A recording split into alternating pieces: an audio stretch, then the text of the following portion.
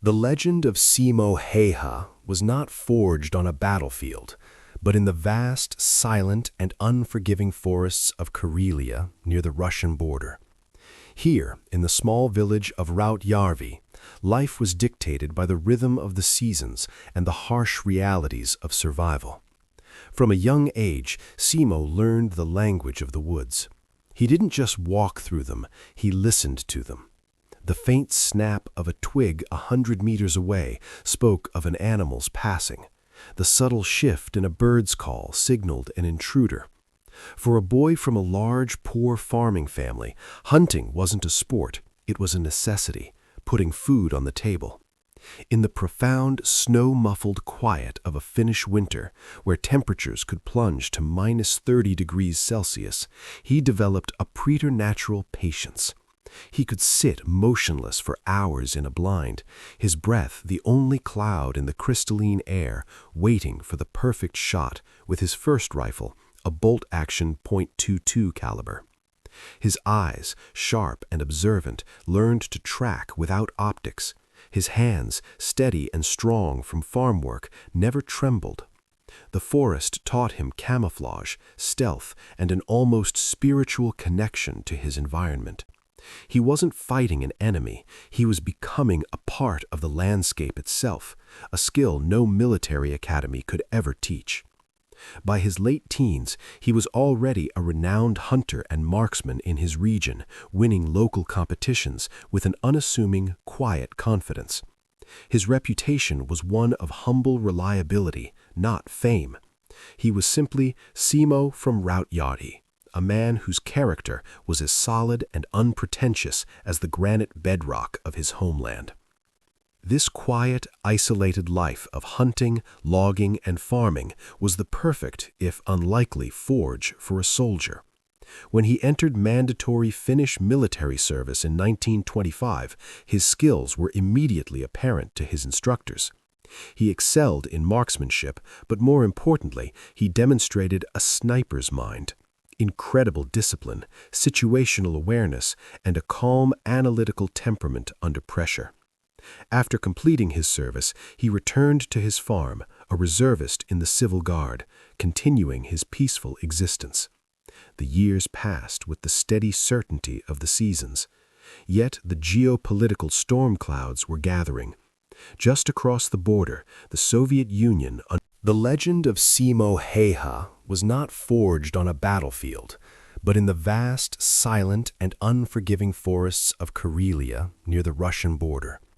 Here, in the small village of Rautjärvi, life was dictated by the rhythm of the seasons and the harsh realities of survival. From a young age, Simo learned the language of the woods. He didn't just walk through them, he listened to them. The faint snap of a twig 100 meters away spoke of an animal's passing. The subtle shift in a bird's call signaled an intruder. For a boy from a large, poor farming family, hunting wasn't a sport, it was a necessity, putting food on the table. In the profound, snow-muffled quiet of a Finnish winter, where temperatures could plunge to -30 degrees Celsius, he developed a preternatural patience. He could sit motionless for hours in a blind, his breath the only cloud in the crystalline air, waiting for the perfect shot with his first rifle, a bolt-action .22 caliber. His eyes, sharp and observant, learned to track without optics. His hands, steady and strong from farm work, never trembled. The forest taught him camouflage, stealth, and an almost spiritual connection to his environment. He wasn't fighting an enemy, he was becoming a part of the landscape itself, a skill no military academy could ever teach. By his late teens, he was already a renowned hunter and marksman in his region, winning local competitions with an unassuming, quiet confidence.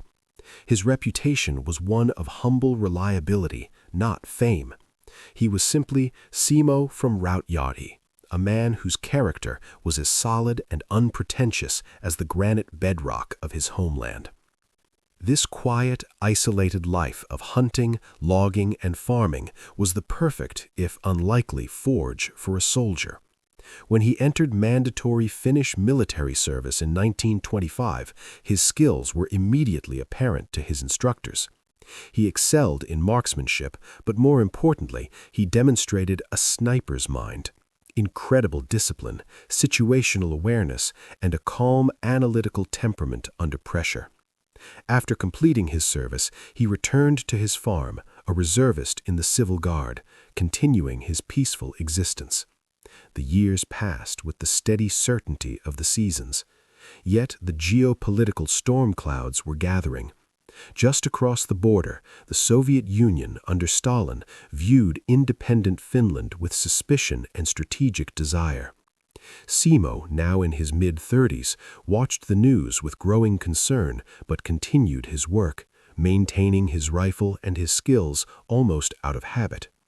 The twist in his story and the moment that would catapult him from obscurity into history came from a crackling radio announcement on November 30th, 1939.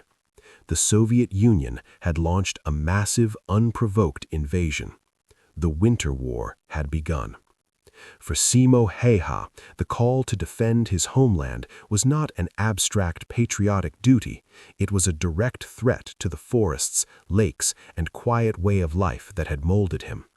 The very skills honed for feeding his family were now the skills required to stop an army.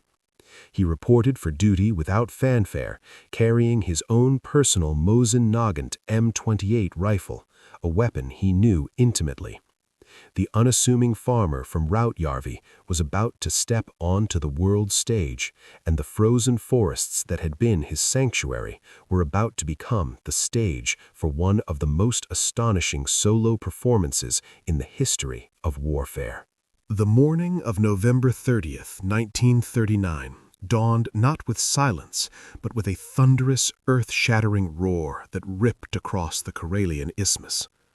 Without a declaration of war, the Soviet Union unleashed Operation Priboi, Surf, a massive military onslaught intended to crush Finland in days. Over 450,000 troops, backed by thousands of tanks, artillery pieces, and aircraft, surged across the border. For the Finnish soldiers and civilians in the frontier villages, the reality was apocalyptic. The sky filled with the drone of Soviet bombers, targeting not just military installations, but hospitals, trains, and town centers in a brutal terror campaign.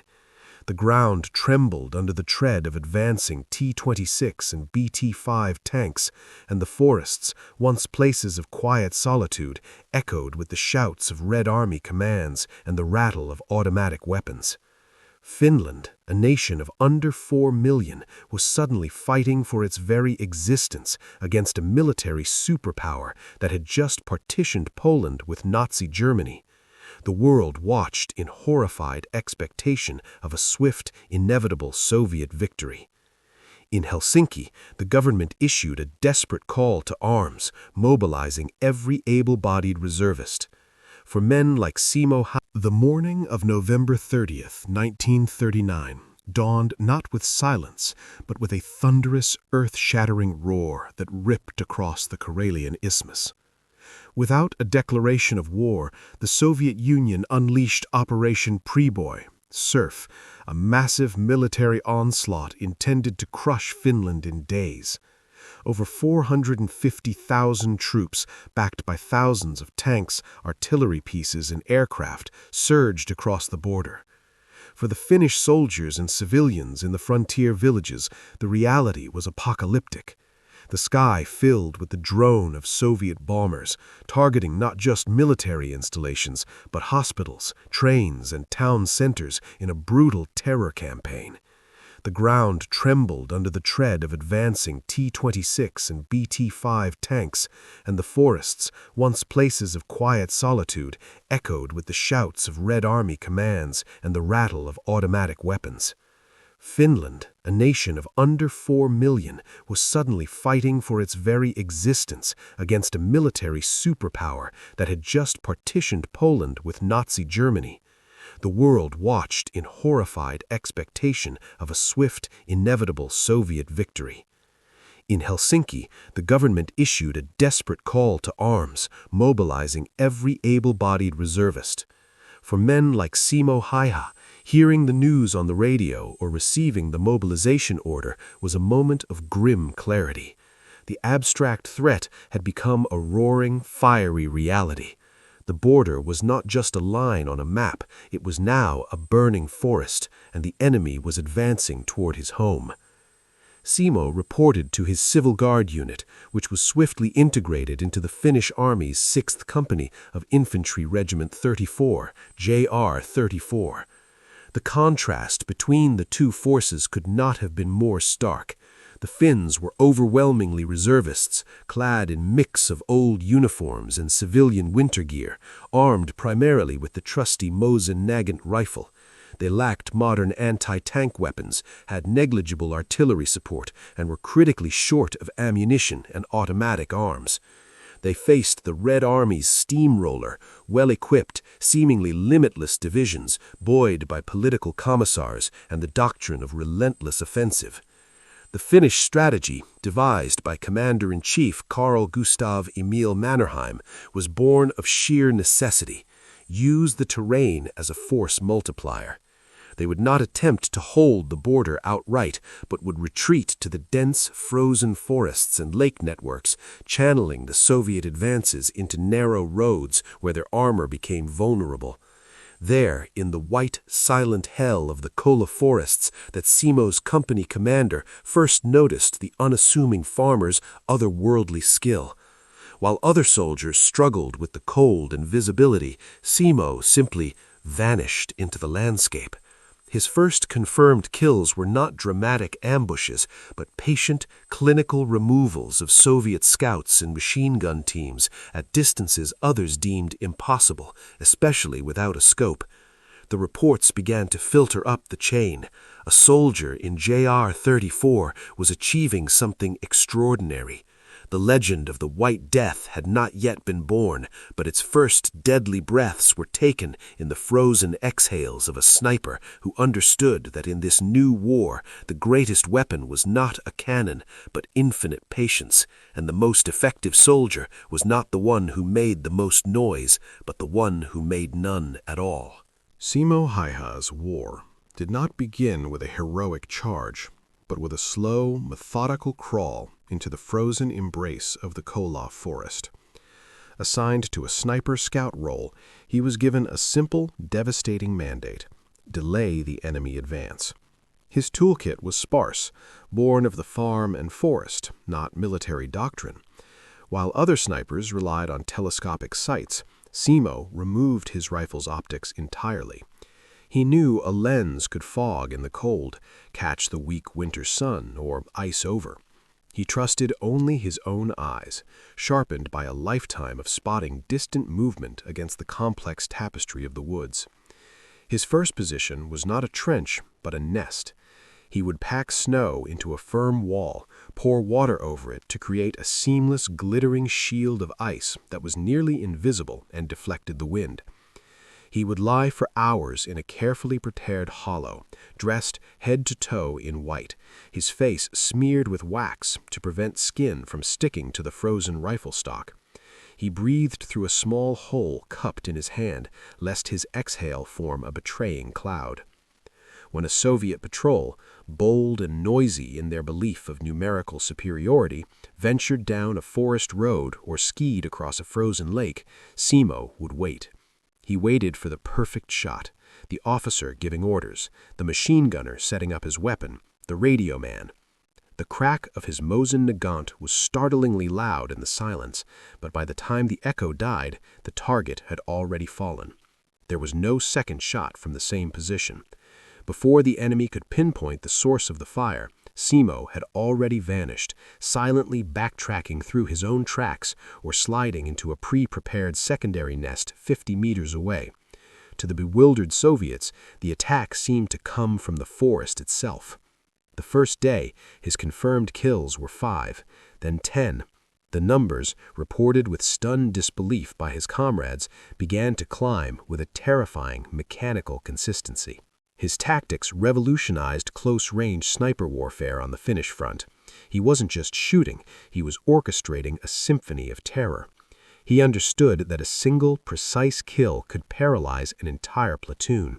He would often target the lead soldier in a column and the last, sowing confusion and making the others feel trapped. He used kuksa traps, placing a soldier's cap or glove on a stick in an exposed location, then waiting for a curious enemy to investigate before striking the real target elsewhere. The psychological impact was immediate and profound. Soviet advances along his sector grew hesitant, then stalled. Soldiers, fearing the invisible ghost of Kola, refused to leave their trenches or move during daylight. Entire companies were pinned down, not by artillery, but by the pervasive fear of a single, unseen marksman. The Finnish High Command, initially skeptical of the reports, began to receive verified accounts. Simo's company commander, Lieutenant Arne Juutilainen, another legendary Finnish warrior known as the Terror of Morocco, quickly recognized the asset he had. He gave Simo free rein, providing him with the best ammunition available and shielding him from standard infantry duties to preserve his energy and focus.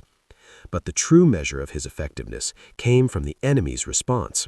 Within weeks, the Soviet command dedicated significant resources to eliminating this one sniper. They deployed their own elite snipers with scoped rifles. They launched mortar barrages on suspected positions, wasting hundreds of shells on empty snowdrifts. They sent out specially trained hunter-killer squads to flush him out. Yet Simo, operating on pure instinct and an intimate knowledge of his tiny sector of forest, always seemed to be one step ahead. He would lie in wait for the counter-snipers, often letting them pass his position before taking them down from behind. The forest that gave him life was now his kingdom, and every tree, snowdrift, and frozen stream was both his shield and his weapon.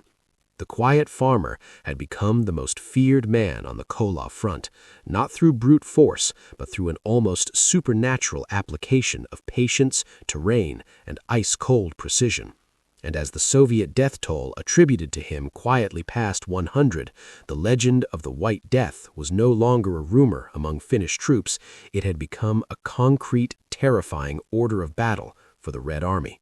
The relentless, unseen toll extracted by the Finnish sniper could no longer be dismissed as battlefield misfortune.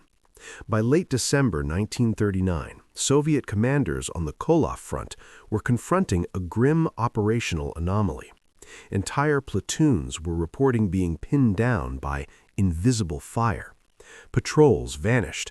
Morale, already strained by the brutal cold, began to fracture under the psychological weight of an enemy who could not be seen or heard until it was too late. The nickname White Death began to circulate in terrified whispers among the Red Army ranks, evolving from the soldiers' superstition into a formal intelligence concern. Regimental commands issued urgent orders: identify and eliminate this sniper. The initial Soviet response was characteristically brute force.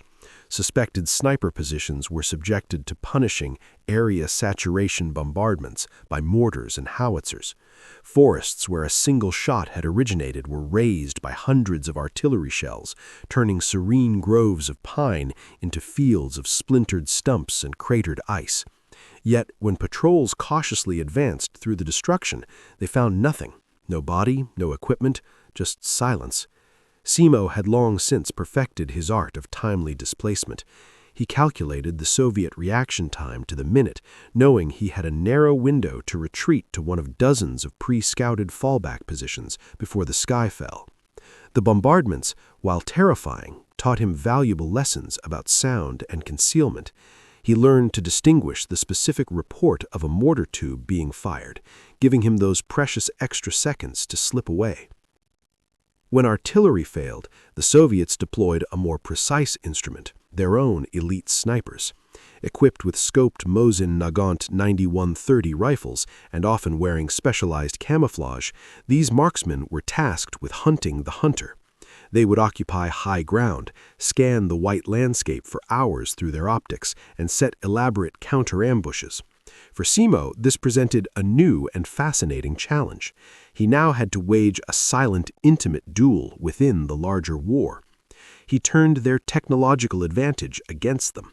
On clear days, he learned to spot the faint gleam of a scope lens scanning the tree line, a tiny flash of light that was a death sentence for its user. He began to use decoys with greater sophistication, not just to draw out ordinary infantry, but to bait the counter-snipers into revealing their positions. In one of his most famed tactics, he would pack a small mound of snow to resemble a crouching sniper, even topping it with a discarded glove. From a concealed angle, he would then wait for an enemy marksman to take the bait and fire at the decoy. The muzzle flash and smoke from the Soviet rifle would pinpoint his location, and Simo's return shot, from a different angle entirely, would be swift and final. The Red Army's frustration escalated into a kind of obsessed fury. Special assault detachments, dubbed headhunter squads, were formed. Their sole mission was to infiltrate Finnish lines, locate Häyhä's base, and kill him at any cost. They moved at night, used extreme stealth, and were armed with automatic weapons and grenades. This led to the most dangerous game of all. Simo, forewarned by the unusual patterns of enemy probes and the heightened alertness of his own frontline comrades, stopped operating as a lone wolf. He integrated his movements with regular Finnish machine gun and mortar teams. An attempted Soviet assault on his supposed position would now walk into a prearranged killing zone of intersecting fires. The hunter had become the apex predator around which the local Finnish defense now instinctively orbited. The greatest twist in this deadly pursuit came not from a battlefield feat, but from a bureaucratic revelation. Intercepted Soviet communications and interrogations revealed a staggering intelligence failure. The Red Army Command believed the White Death was not one man, but a mythical cadre of dozens of super snipers, a specialized Finnish unit they had codenamed and were pouring resources into defeating. In their refusal to believe a single farmer could inflict such damage, they had created a phantom legion and in doing so multiplied the psychological terror and tactical distraction that Simo Häyhä, entirely alone, had spawned.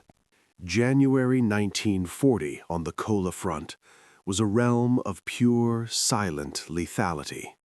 The cold deepened, with temperatures plunging to -40 degrees centigrade, a merciless equalizer that stole the breath and will from the unprepared. For Simo Häyhä, this was his natural habitat. His daily routine became a chilling ritual of supreme focus.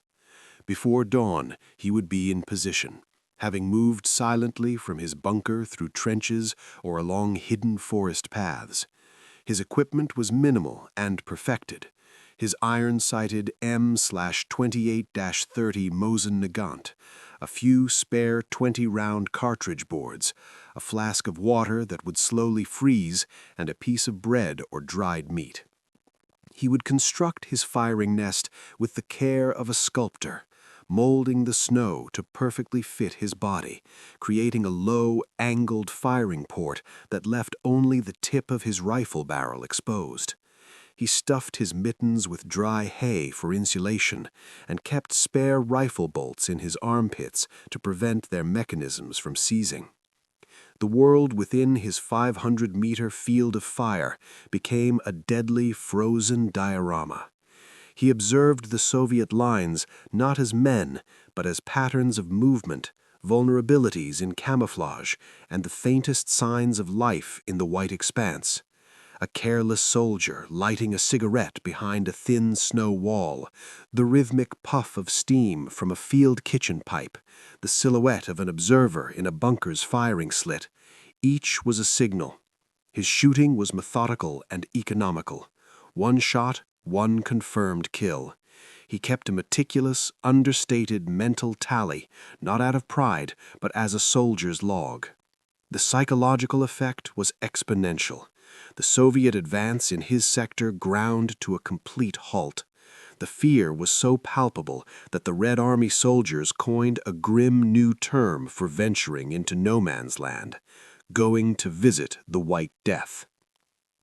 The peak of his deadly efficiency was not marked by a single epic battle, but by a relentless, grinding toll that stretched over weeks.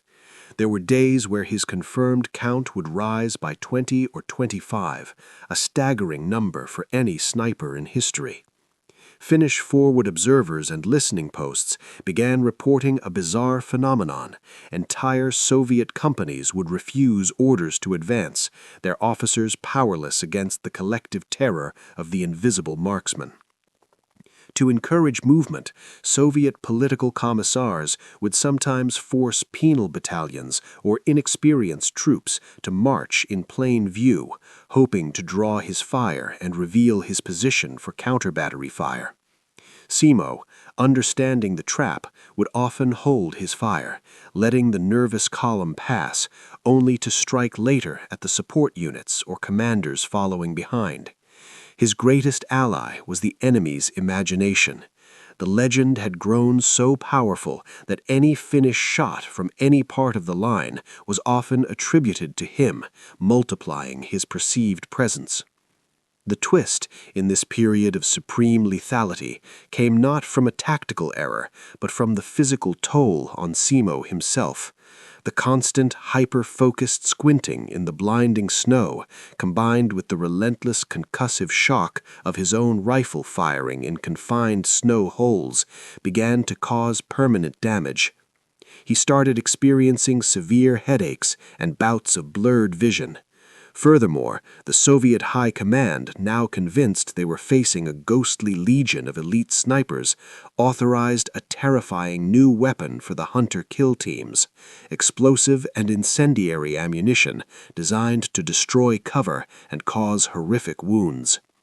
Simo discovered this firsthand when a bullet from a new Soviet sniper position struck a tree beside him, detonating with a sharp crack and spraying wood splinters that cut his face. The rules of his silent duel were changing. The arena was no longer just one of patience and precision. It was becoming a contest against time, his own deteriorating senses, and increasingly indiscriminate enemy firepower designed to erase his corner of the forest altogether. The White Death was at the height of his power, but the very intensity of that power was forging new and more dangerous weapons aimed solely at him. The morning of March 6, 1940, dawned with a deceptive calm over the Kala sector. The Soviet spring offensive was losing its momentum, but the fighting remained fierce. Simo Häyhä, having survived over 90 days of continuous frontline combat, was engaged in one of the war's most intense close-quarter battles. His unit was repelling a heavy Soviet assault. Abandoning his sniper rifle for a Suomi KP-31 submachine gun, he fought in the trenches alongside his comrades, his experience making him a formidable defender even at point-blank range. The Red Army, desperate to break through, was pouring fire into the Finnish positions. During a lull in the fighting, as Simo raised his head slightly above the trench parapet to assess the situation, fate finally found him. A Soviet soldier, likely firing on full automatic, sent a stray round across no man's land. The bullet was an explosive-type projectile. It struck Simo on the left side of his upper jaw, entering below his cheekbone. The impact was catastrophic. The round shattered his jawbone, destroyed his teeth, and tore away a large portion of his left cheek before exiting. He collapsed instantly to the bottom of the trench, a mass of blood and tissue. His comrades, seeing the horrific wound, were certain he was dead. The news spread through the Finnish lines like a shockwave. The White Death has fallen. For the Soviets, it would have been a moment of immense propaganda victory, though they likely never knew for certain they had hit their phantom nemesis. For the Finns, it felt like the soul of their resistance on that front had been extinguished. Simo's body, presumed lifeless, was wrapped and prepared for evacuation to the rear, a silent end to a legendary story. Yet Simo Häyhä was not dead. In a testament to his incredible physical fortitude, a faint pulse was detected during the grim journey to the field aid station. What followed was a desperate medical odyssey. He was transferred from a field hospital to a proper military clinic where surgeons fought for days to save his life. The damage was so severe that his face was barely recognizable. He remained in a coma, hovering between life and death as the final brutal acts of the Winter War played out. The very day he was wounded marked the beginning of the end. Under overwhelming Soviet pressure, the Finnish defenses, stretched to their absolute limit, were finally yielding. The Moscow Peace Treaty was signed on March 13, 1940, ceding vast territories, including Simo's home region of Karelia, to the Soviet Union. The war was over. In a twist of fate that seems carved from legend itself, Simo Häyhä regained consciousness on March 13th, the very day the peace was formalized. He awoke to a world without the thunder of artillery, to the news that his country had survived but was wounded, and to the personal reality that his war had ended not with a final shot, but with a terrible scar. The legend of the White Death on the battlefield had indeed ended. But as Simo began the agonizingly slow process of recovery, enduring countless reconstructive surgeries, learning to eat and speak again with a shattered jaw, a new chapter of his legend began to form. The quiet farmer had become a national symbol of resilience. He had cheated death itself, surviving a wound that should have been fatal, just as he had survived hundreds of missions behind enemy lines. The man whom the Soviets could not kill with snipers, artillery, or hunter squads had been felled by a single random shot, only to defy expectations once more by clinging to life. His fighting war was over, but the myth of his indomitable will was just entering its most powerful phase. The war that forged the legend of the White Death left Simo Häyhä a profoundly different man. His face, reconstructed through over 24 agonizing surgeries, bore the permanent sunken scars of the explosive bullet. The once sharp left side of his jaw was paralyzed, a constant physical reminder. Awarded a battlefield commission to second lieutenant and decorated with every major Finnish military honor, including the Knight of the Mannerheim Cross, he returned to a Finland that was smaller and wounded, having ceded his native Karelia to the Soviets. Overnight, he was a national icon, a living symbol of the Sisu, the stoic, gritty endurance that had defied a superpower. Yet fame was a foreign country to him, and he refused to settle there. He retreated to the one place he understood, the land. Granted a farm by the government in the new border region of Ruokolahti, he returned to a quiet life of farming, hunting with dogs, and eventually competitive moose hunting. He rarely spoke of the war.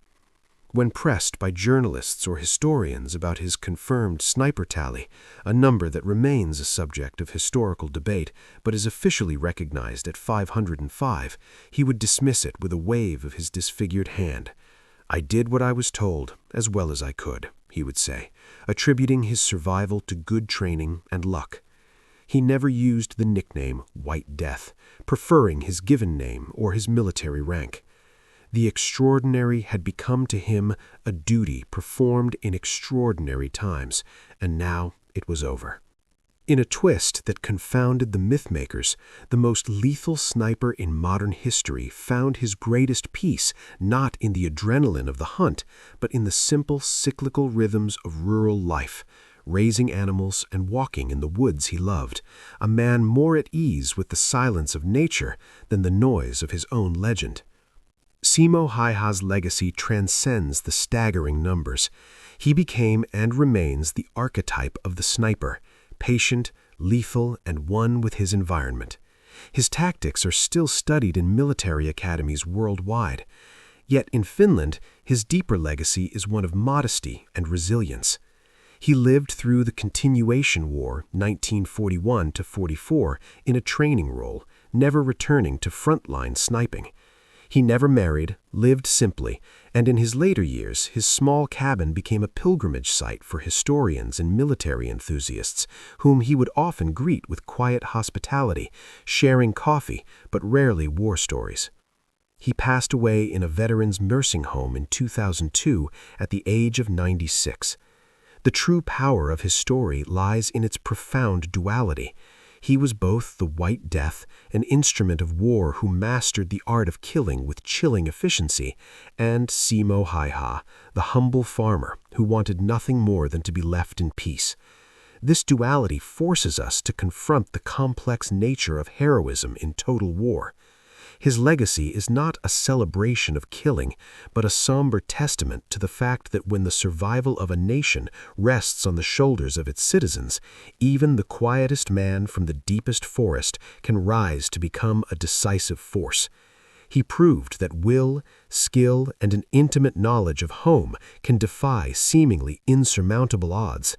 The White Death was a phantom born of war, but Simo Häyhä, the man, endured as a quiet, solid piece of Finland's soul, reminding us that the greatest legends are often those who, having walked through hell, choose to spend the rest of their days tending a garden, letting their deeds, not their words, speak across the decades.